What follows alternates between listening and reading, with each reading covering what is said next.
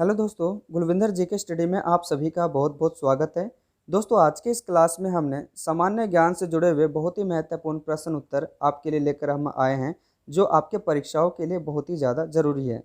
हमने इस वीडियो में टॉप 30 क्वेश्चन जो है MCQ के रूप में आपके लिए हम लाए हैं, जो बहुत ही ज़्यादा आपके परीक्षाओं के लिए ज़रूरी है। तो दोस्तों, वीडियो बहुत ही इंपॉर्टेंट है, इसलिए वीडियो को पूरा देखिएगा। वीडियो में आगे बढ़ने से पहले आपसे रिक्वेस्ट है दोस्तों, अगर आप में से भी कोई SSC, railway, banking, army, police या फिर किसी भी तरीके के सरकारी नौकरियों की यदि आप तैयारी कर रहे हैं, तो फिर हमारे चैनल गुलविंदर जीके स्टडी को अभी सब्सक्राइब कर लें, क्योंकि परीक्षाओं में पूछे जाने वाले महत्वपूर्ण जीके, जीएस और करंट अफेयर से जुड़े हुए प्रश्नों की वीडियो हम आपके लिए लेकर आते रहते हैं। तो आइए दोस्तों, और समय ना गवाते हुए पहले प्रश्न की तरफ हम बढ़ते हैं। पहला प्रश्न है दोस्तों, वह मिट्टी जो रेगुर मृदा के नाम से भी जाना जाता है। तो दोस्तों बता दें, रेगुर मृदा जो है काली मिट्टी को कहा जाता है। तो यहाँ ऑप्शन ए बिल्कुल सही हो जाएगा, काली मिट्टी। रेगुर मृदा को काली मिट्टी के नाम से भी जाना जाता है। प्रश्न नंबर 2, नागार्जुन सागर बांध किस नदी पर स्थित है। तो दोस्तों, नागार्जुन सागर बांध जो है वो कृष्णा नदी पर बनाया गया है। तो ऑप्शन ए यहाँ पर बिल्कुल सही हो जाएगा, कृष्णा। अगले प्रश्न की तरफ बढ़ते हैं, प्रश्न नंबर 3 की तरफ। प्रश्न नंबर 3 है दोस्तों, भारत में प्रथम आम चुनाव कब हुआ था। दोस्तों, इस बात का आपको विशेष ध्यान रखना है। भारत में प्रथम आम चुनाव तो 1951 में हुआ था, लेकिन ये असफल रहा था। इस वजह से आप क्वेश्चन इसको गलत मानिएगा और आंसर इसका 1952 सही होगा। तो दोस्तों, पेपर में अगर आपसे 1951 ऑप्शन में आता है, तो इस बात का आपको ध्यान रखना है कि ये बिल्कुल सही आंसर नहीं होगा। 1952 सही आंसर होगा, तो आपको 1952 ही टिक करना है। अगले प्रश्न की तरफ बढ़ते हैं, प्रश्न नंबर 4 की तरफ। प्रश्न नंबर 4 है दोस्तों, मोहनजोदड़ो का शाब्दिक अर्थ क्या है। तो दोस्तों, मोहनजोदड़ो का जो शाब्दिक अर्थ है वह है मृतकों का टीला। दरअसल मोहनजोदड़ो को मृतकों के टीले के नाम से भी जाना जाता है, क्योंकि यहाँ ज़्यादा मात्रा में मृतकों को दफनाया जाता था। तो दोस्तों, यहाँ पर ऑप्शन सी बिल्कुल सही हो जाएगा, मृतकों का टीला। प्रश्न नंबर 5, प व्यंजन का उच्चारण स्थान है। दोस्तों, प व्यंजन का उच्चारण स्थान जो है वो मानव के ओष्ठ को माना जाता है। तो ओष्ठ इसका सही उत्तर हो जाएगा, ऑप्शन ए। अगले प्रश्न की तरफ बढ़ते हैं, प्रश्न नंबर 6 की तरफ। प्रश्न नंबर 6 है दोस्तों, राष्ट्रपति द्वारा राज्यसभा में मनोनीत सदस्यों की संख्या कितनी है। तो राष्ट्रपति जो है राज्यसभा में 12 सदस्यों को कुल जो है मनोनीत कर सकता है।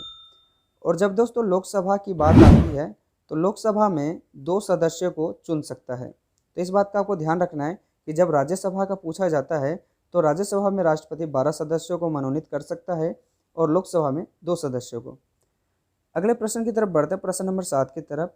भारत में पंचायती राज व्यवस्था लागू करने वाला प्रथम राज्य था।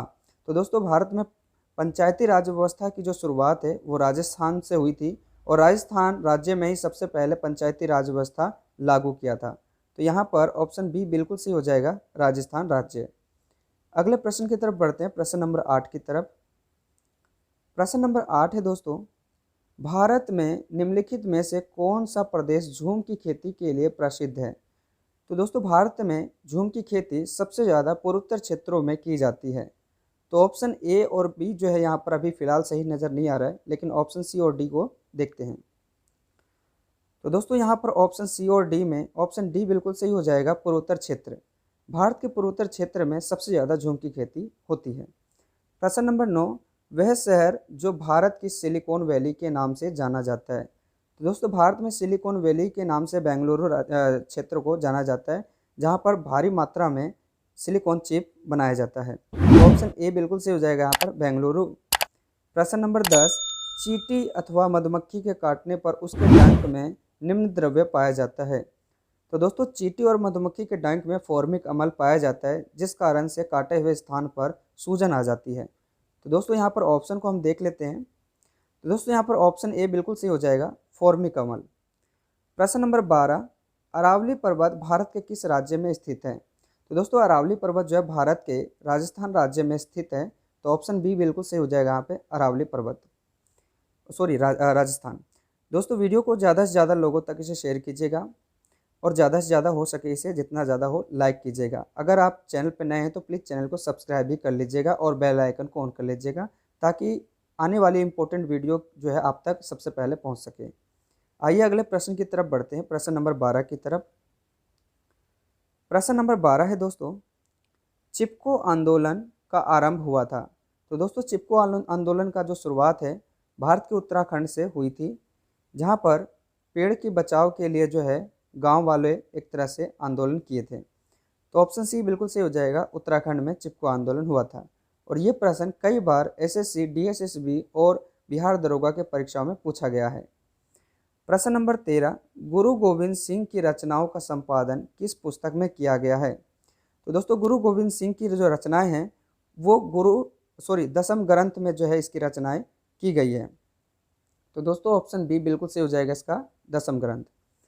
प्रश्न नंबर 14, कौन सा फसल तेल बीज उत्पादन नहीं करता है। तो दोस्तों पिजन पी नामक जो बीज है वो तेल का बीज जो है उत्पन्न नहीं करता है, तो यहाँ ऑप्शन सी सही हो जाएगा, पिजन पी। अगले प्रश्न की तरफ बढ़ते हैं, प्रश्न नंबर 15 की तरफ। प्रश्न नंबर 15 है दोस्तों, श्री पद्मानंद स्वामी मंदिर कौन से राज्य में स्थित है। तो दोस्तों श्री पद्मानंद स्वामी मंदिर जो है भारत के केरल राज्य में स्थित है, तो ऑप्शन बी बिल्कुल सही हो जाएगा यहाँ पर, केरल।